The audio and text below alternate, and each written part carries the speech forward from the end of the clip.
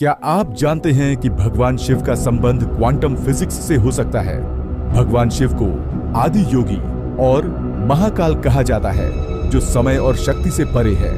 Quantum physics भी एक ऐसी दुनिया है जो समय, स्थान और वास्तविकता के पारंपरिक सिद्धांतों को चुनौती देती है।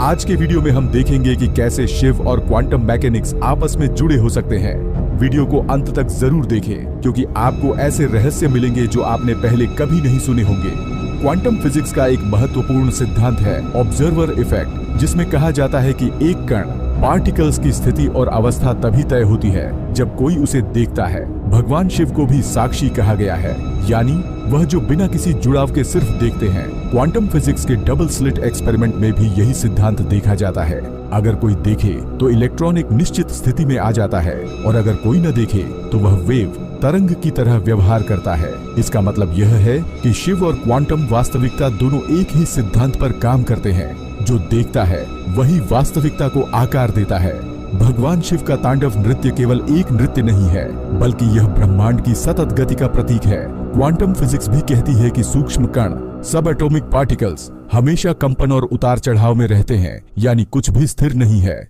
जिस तरह शिव का तांडव निर्माण और विनाश का चक्र है, उसी तरह क्वांटम फिजिक्स भी बताती है कि कण लगातार उत्पन्न और नष्ट होते रहते हैं। यह एक अनंत चक्र, इन्फिनिटी लूप की तरह है। शिव का यह नृत्य ऊर्जा परिवर्तन, एनर्जी ट्रांसफॉर्मेशन का एक ब्रह्मांडीय प्रतीक है, जो क्वांटम ऊर्जा के उतार चढ़ाव के सिद्धांत से मेल खाता है। क्वांटम सुपरपोजिशन का मतलब है कि एक कण एक ही समय में कई अवस्थाओं में हो सकता है, जैसे एक इलेक्ट्रॉन एक साथ दो जगह हो सकता है। भगवान शिव को भी अर्धनारीश्वर रूप में दर्शाया गया है, एक ही समय में पुरुष और स्त्री ऊर्जा को धारण करना।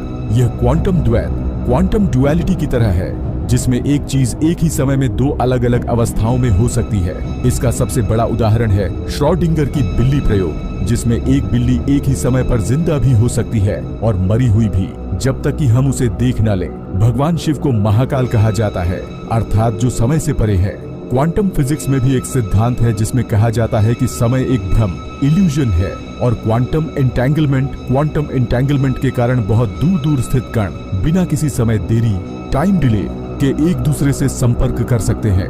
आइंस्टीन के सिद्धांत के अनुसार अगर कोई प्रकाश की गति से यात्रा करे तो उसका समय धीमा हो जाता है। ठीक वैसे ही भगवान शिव महाकाल रूप में हमेशा समय से परे होते हैं। उनकी कोई शुरुआत और अंत नहीं होता, ठीक वैसे ही जैसे क्वांटम।